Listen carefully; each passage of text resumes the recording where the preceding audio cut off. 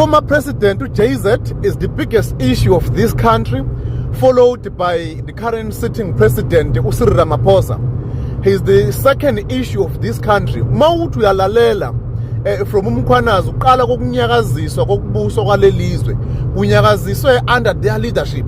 Kakhulu kwi leadership kaMsholozi. Mawuthi uyeza 2011 this happened, 2011 this yonke leyo uqala kokunyakaziswa konke ama department we state uhulumeni uqala ukuphazamiseka lezo khathi lezo. The only safe people it is 2 or 3 uNelson uThabo Mbeki.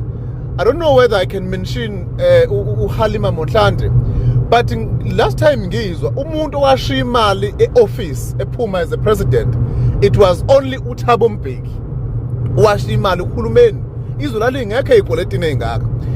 Moving forward up then from eminyakeni kaThabo Mbeki esekhishiwe uyeza ukuthi izinto zaqala inkinga nalapha SAPS kulele ntozana yayisepolokwane.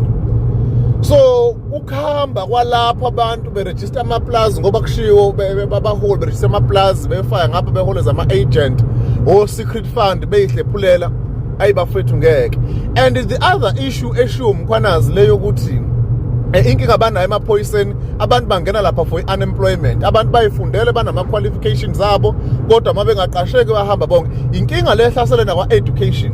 Uma izinto zami zingenzeki ngiyihlalele phansi kumahlalela ngivele ngizokwenza i-B.Ed, ngiyazi ukuthi kulula ukuthi ngithatheka education ngihambe ngiyosebenza nguthisha ongenabizo ngiyiphoyisa elingenabizo elingenayo i-calling lento le ukuthi ayisuka othandweni. Angikuthanda ukujima but futhi ngijime ngenze ngoba ngenzela umsebenzi. So I'm not dedicated actually in the position or instruction okumele ukuthi ngiyiserve. Ayi bafethu, our country is on a serious mess.